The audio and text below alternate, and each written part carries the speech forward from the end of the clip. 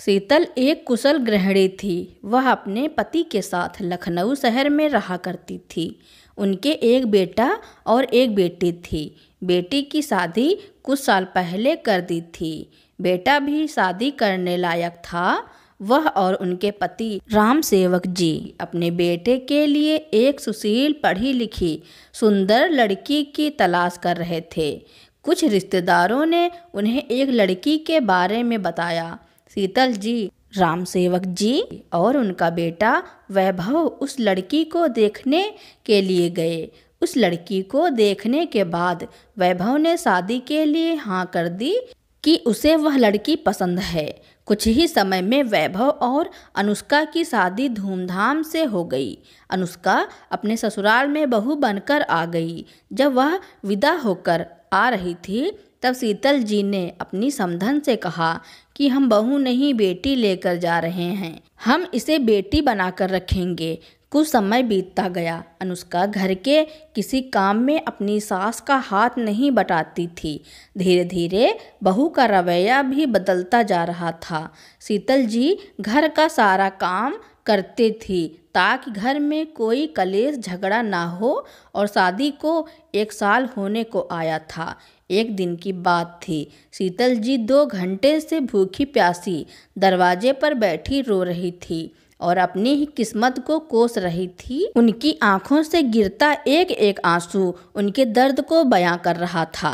तभी उनका हाथ अपनी कमर पर गया तो वो दर्द से कराह उठी कि तभी, अरे शीतल, इतनी ठंडी में आप दरवाजे पर क्यों बैठी हैं? क्या घर में कोई नहीं है या फिर आपकी बहू ने आपको घर से बाहर निकाल दिया? हाँ भाई, पढ़ी लिखी और पैसे वाले घर की बहू लाओगी तो ऐसा ही होगा। शीतल जी की पड़ोसन आरती जी कहती हैं। तभी दूसरी पड़ोसन सरला जी बोली, अरे बहन, अब यह क्या ही बोलेंगी। दूसरों के सामने तो बहुत अच्छी बनी रहती हैं, पर हमारी रसोई की खिड़की की दीवार तो इनकी खिड़की से लगी हुई है। पूरे दिन आवाज़ आती रहती है। इनकी बहू तो घर का एक काम नहीं करती, सारा काम इनसे करवाती है।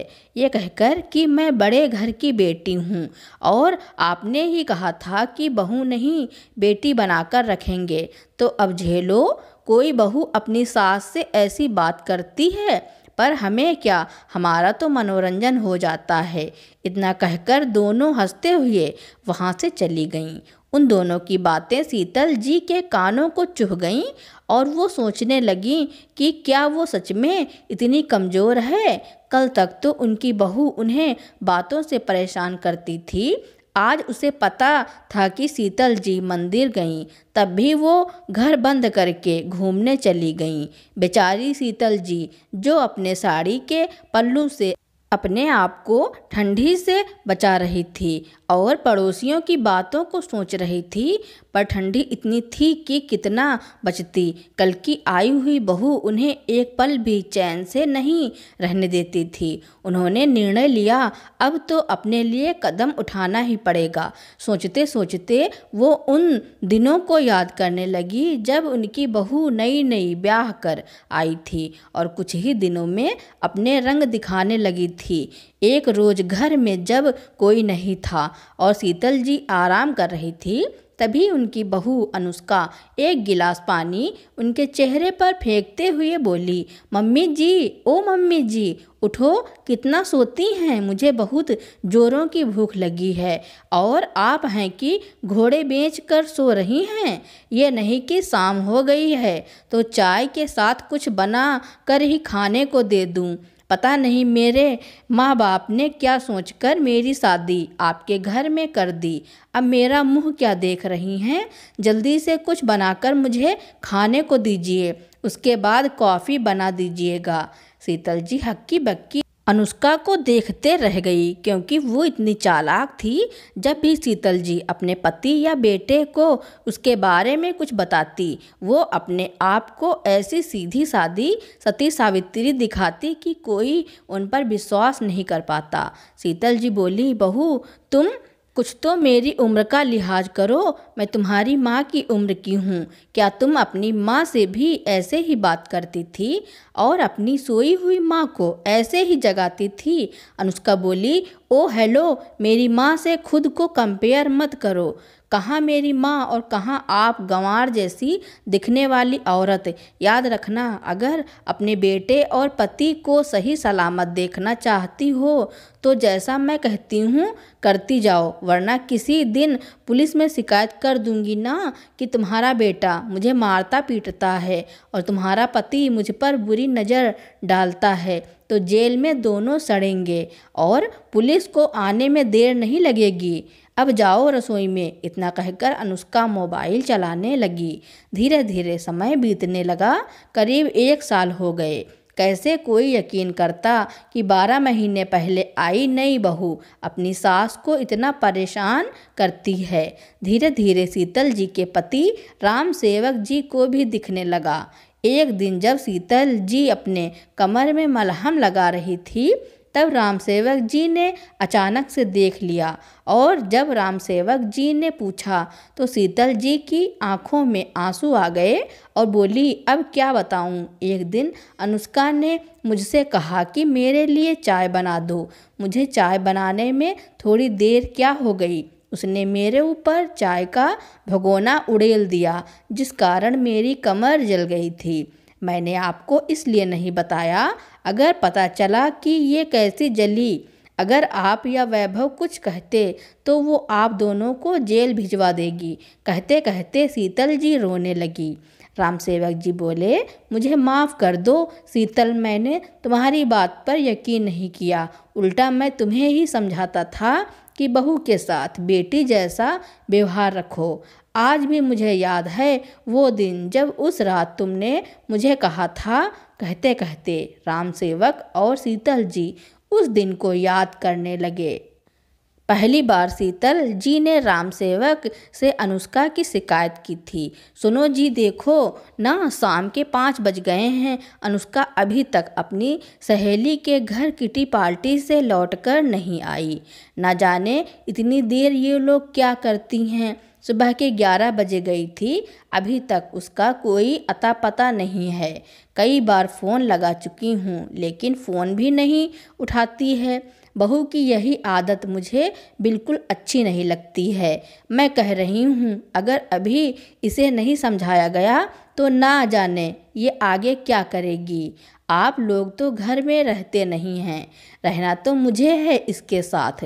राम सेवक जी ने गर्दन घुमाई और घड़ी की तरफ नज़र डाली तो बोले, सच में देर तो हो गई है, अब तक तो बहू को आ जाना चाहिए।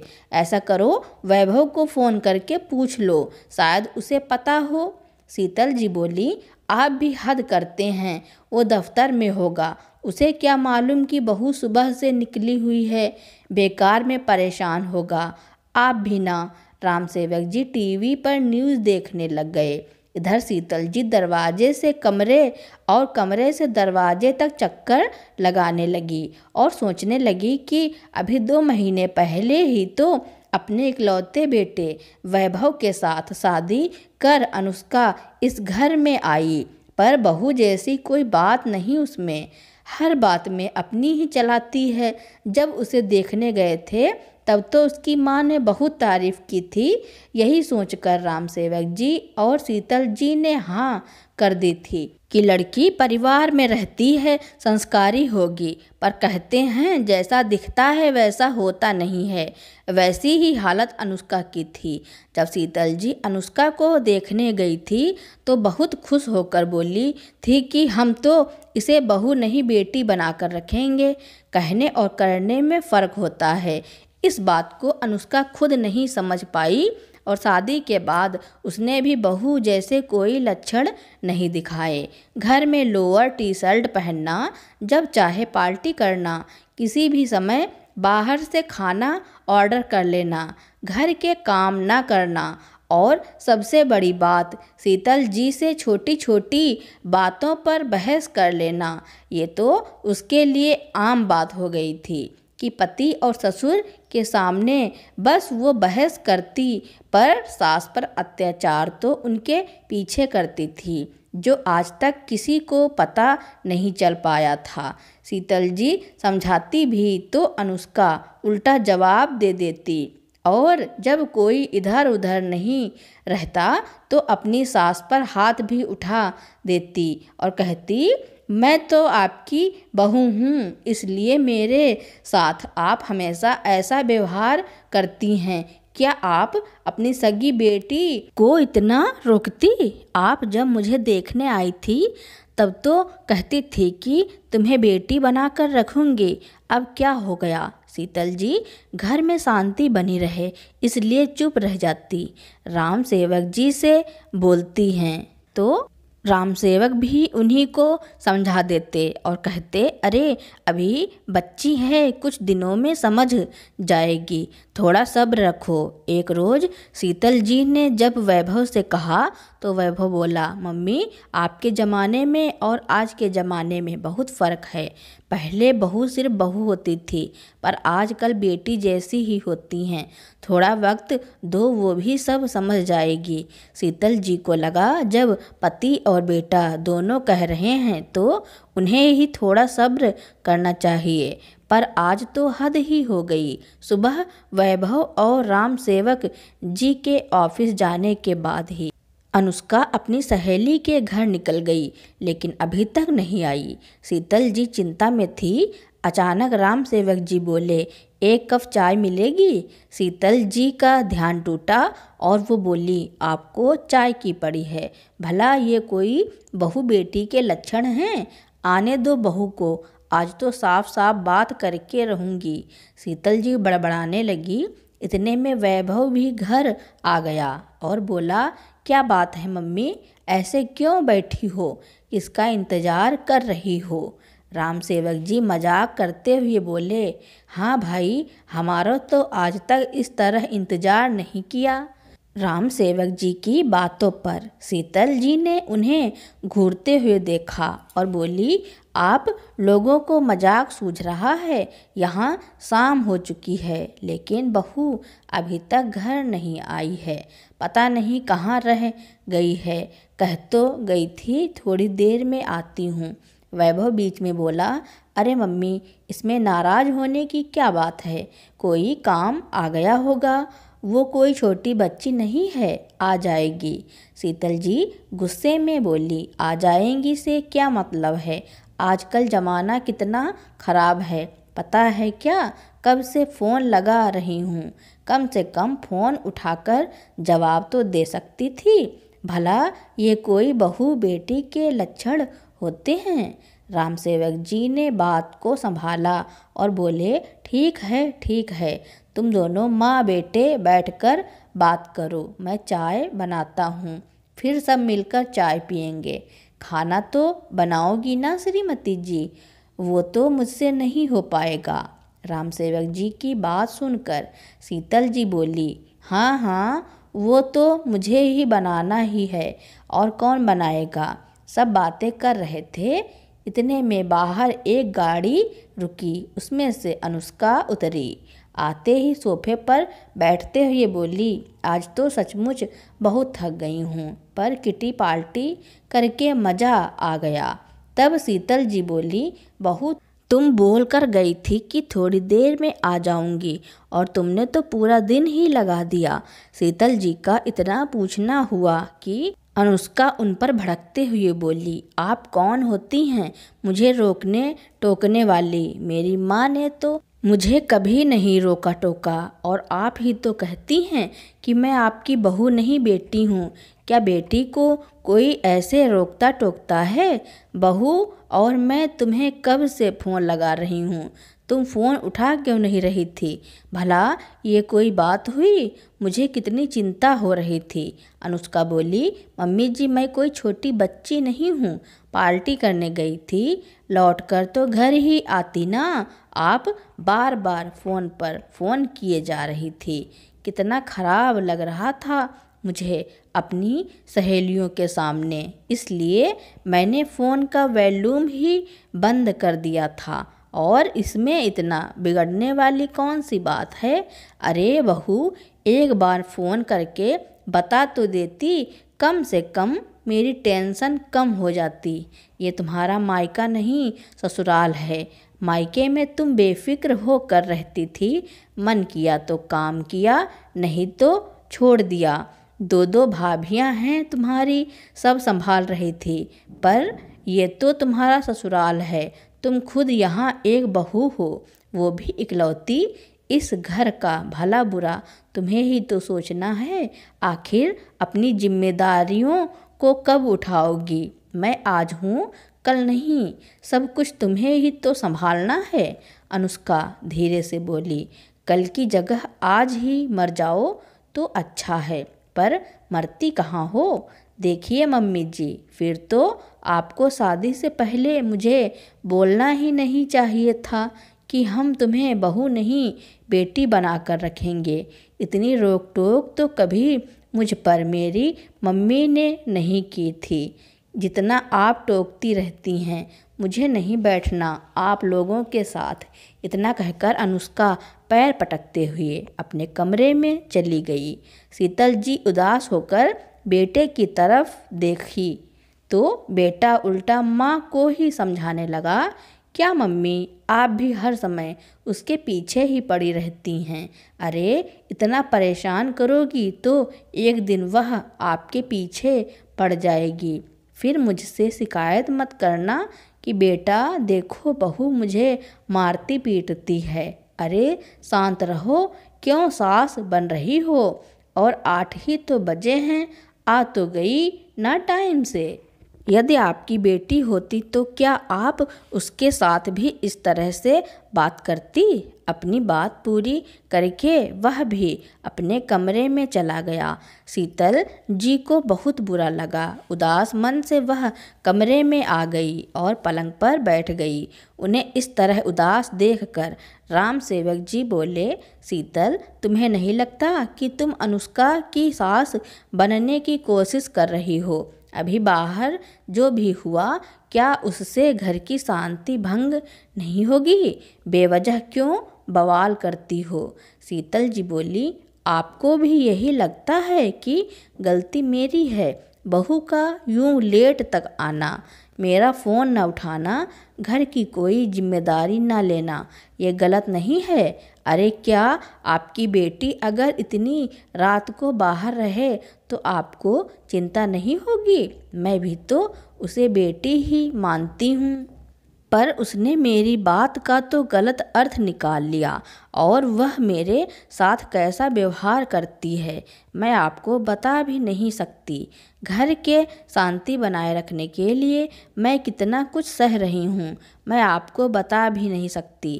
कहते कहते वह रोने लगी। राम सेवक जी बोले, अरे तुम छोटी सी बात को क्यों बड़ा बना रही हो? अगर उसे बेटी की तरह मानोगी तो खुश रहोगी। अब तुम्हारी अपनी बेटी होती तो। कहते कहते राम सेवक जी चुप हो गए, पर उनकी यह बात शीतल जी के दिल पर जा लगी। शीतल जी उदास होकर अपना फ़ोन लेकर बरामदे में आकर बैठ गईं और अपनी भाभी से अपने मन की बातें करने लगी। भाभी बोली, देख शीतल, बहू और बेटी के बीच में फ़र्क तो होता है, ये बात अनुष्का को समझनी ही पड़ेगी। और रही बात नंदोई जी और वैभव की, जब तक इंसान को पका पकाया मिलता रहेगा तब तक वो हाथ पैर क्यों चलाएगा? तेरे पति और बेटे के सारे काम तू कर देती है, इसलिए उन लोगों को क्या फ़र्क पड़ेगा कि अनुष्का घर का काम करती है या नहीं, अपनी जिम्मेदारियां समझती है या नहीं। तुम्हें खुद ही कोई कदम उठाना पड़ेगा, तभी तुम खुद की मदद कर सकती हो। तुम समझ रही हो ना मैं क्या कहना चाहती हूँ? अपनी भाभी की बात शीतल जी को समझ में आने लगी। उन्होंने थोड़ी देर में फ़ोन रख दिया। मन ही मन ना जाने उन्होंने क्या फैसला लिया और अपने कमरे में आ गईं। अपने कमरे में आकर एक बैग में अपना सारा सामान रखा, दवाई रखने लगी। शीतल जी को सामान पैक करते देख राम सेवक जी बोले, तुम सामान क्यों पैक कर रही हो? कहीं जा रही हो क्या?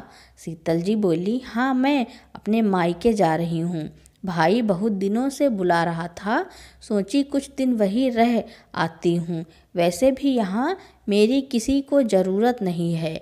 उनकी बात सुनकर राम सेवक जी हैरान होते हुए बोले, अरे अचानक मायके जाने की क्या पड़ी है? और अभी तक तो हमने खाना भी नहीं खाया, रोटियां कौन सेकेगा? शीतल जी एक पल को भाभी की बात याद करने लगी, फिर बोली, अरे आपकी लाडली बहू है ना, उससे बोलो। अब क्या हमेशा जिम्मेदारी मैं ही निभाती रहूँगी? राम सेवक जी बोले, अच्छा तो तुम्हें मेरी वो बात बुरी लग गई, इसलिए तुम ये नाटक कर रही हो। शीतल जी बोली, इसमें नाटक की क्या बात है? अगर मैं अपने मायके जाती तो क्या मेरी बेटी मुझे रोकती? मेरे पीछे से तो वही पूरा घर संभालती। यही तो कुछ देर पहले आप मुझे समझा रहे थे ना। राम सेवक जी बोले, अब तुम बेवजह की बातें कर रही हो। शीतल जी ने राम सेवक जी की बात को पूरा होने नहीं दिया और चुपचाप अपना बैग लेकर बाहर आ गई। इतने में वैभव और अनुष्का भी बाहर आ गए। अनुष्का ने आते ही कहा, मम्मी जी खाना बन गया? माँ के हाथ में बैग देखकर पूछा, आप कहीं जा रही हैं क्या? शीतल जी मुस्कुराते हुए बोली, हाँ बेटा, मैं कुछ दिनों के लिए तुम्हारे मामा जी के घर जा रही हूँ। बहुत दिन हो गए मुझे बुला रहे थे, इसलिए सोचा थोड़ा मूड बदल जाएगा। इतना कहकर शीतल जी बिना किसी से कुछ बोले वहाँ से चली गईं। शीतल जी के इस कदम से सब हक्के बक्के रह गए, लेकिन भूख तो जोरों से लगी थी। वैभव ने अनुष्का की तरफ देखा और कहा, अब अनुष्का बोली, अब क्या मैं भी थक कर आई हूँ, आज तुम खाना बना लो। वैसे भी तुम्हारी मम्मी सब कुछ तैयार करके तो गई होंगी, तुम्हें सिर्फ रोटी ही तो बेलनी है। चलो मैं सब्जी निकाल देती हूँ। इतना कहकर वो रसोई में आई। फिर वैभव रोटी बेलता गया और अनुष्का अपना खाना खाकर चुपचाप रसोई से निकल गई और कमरे में जाकर सो गई। यहाँ तक कि ना रसोई साफ की और ना ही बर्तन धोए। दूसरे दिन सुबह के 9 बज गए, लेकिन किसी की नींद नहीं खुली। अचानक वैभव हड़बड़ा कर उठा और अनुष्का को जगाते हुए बोला, अनुष्का जल्दी उठो, सुबह के 9 बज चुके हैं। आज तो बहुत देर हो गई, अब तो ऑफिस के लिए पक्का लेट हो जाऊंगा। पता नहीं पापा भी उठे हैं कि नहीं, तुम फटाफट चाय नाश्ता बनाओ। वैभव भागता हुआ पिता के कमरे की तरफ गया। इधर अनुष्का चिल्लाने लगी, क्या तमाशा है? मम्मी जी को भी मायके जाना जरूरी था क्या? बुढ़ापे में भी मायके का शौक खत्म नहीं हुआ है। नींद खराब कर दी मेरी। सुबह सुबह उठकर रसोई में जाकर नाश्ता बनाऊं, यही बच गया था। वैभव जब राम सेवक के कमरे में गया तो वो भी अभी तक सो रहे थे। उसने उन्हें भी उठाया और फटाफट तैयार होने को कहा। इधर अनुष्का रसोई में गई तो रसोई रात की ही बिखरी पड़ी थी। बर्तन जूठे थे, उसे कुछ समझ नहीं आया कि क्या बनाऊं। इतने में वैभव रसोई में आया और बोला, अनुष्का कामवाली का फ़ोन आया था, वो आज नहीं आएगी, इसलिए घर की साफ सफाई भी तुम्हें ही करनी होगी। अनुष्का चिल्लाते हुए बोली, वैभव मैं ये सब कैसे करूँगी? रसोई बिखरी पड़ी है, रात के जूठे बर्तन पड़े हैं, ऊपर से तुम कह रहे हो कामवाली भी नहीं आएगी। पिछले 3 दिन से वो छुट्टी ले रही है और कितनी छुट्टी लेगी? मुझसे नहीं होगा ये सब। या तो तुम यहाँ रुक कर मेरी मदद करो, वरना मैं भी अपने मायके चली जाऊंगी। अनुष्का की बात सुनकर वैभव एक पल के लिए बिल्कुल चुप हो गया और बोला, अनुष्का मम्मी भी तो ये सब अकेले आज तक संभाल रही थी ना, तुम तो कभी उनकी मदद करने भी नहीं जाती थी। फिर अनुष्का गुस्से में बोली, मुझे नहीं पता ये सब, तुम्हारी मम्मी ने ये सब जानबूझकर किया है, बस मुझे परेशान करने के लिए। अच्छा होता मेरे आने के कुछ रोज़ बाद ही वो मर जाती। चलो हटो, मैं अपने मायके जा रही हूँ, तुम देख लो तुम्हें क्या करना है। बड़बड़ाते हुए वो अपने कमरे में चली गई। उसकी ये बात जब राम सेवक जी ने भी सुनी तो हैरान रह गए। उनके पीछे उनकी पत्नी कितना कुछ सह रही थी और उन्हें बताने की कोशिश भी कर रही थी, पर वह यकीन नहीं कर रहे थे। शीतल जी सब कुछ करते हुए चेहरे पर मुस्कुराहट बनाए रखती थी, पर बहू एक दिन भी घर नहीं संभाल पा रही, जबकि वो और वैभव हमेशा उसकी मदद करते हैं। राम सेवक जी बेटे से बोले, बेटा मैं ऑफिस जा रहा हूँ, चाय नाश्ता वहीं कर लूँगा, आज तुम घर पर रहकर अनुष्का की मदद करवा दो। इतना कहकर वो बिना चाय नाश्ता किए ही चले गए। इधर अनुष्का ने अपनी मम्मी अनुराधा जी को फ़ोन लगाया और कहा, मम्मी मैं मायके आ रही हूँ। अनुराधा जी बोली, आज अचानक कैसे मायके आ रही हो, सब ठीक तो है? अनुष्का बोली, यहाँ कुछ भी ठीक नहीं है, मेरी सास तो रूठ कर अपने मायके जाकर बैठ गई है। पता नहीं लोग शादी से पहले ऐसा क्यों कहते हैं कि हम बहू को बेटी बनाकर रखेंगे। सच बोलने में और करने में बहुत फ़र्क होता है। मेरी सास एक नंबर की झूठी निकली। बड़बड़ाती हुई अनुष्का ने कल का पूरा किस्सा अपनी माँ को सुनाया। अनुराधा जी बोली, अच्छा तो तुम काम के डर से मायके आ रही हो? तुम्हें तो मेरी जैसी सास मिलनी चाहिए थी, जो बहू को डांट फटकार कर एक तरफ बैठा कर रखती है।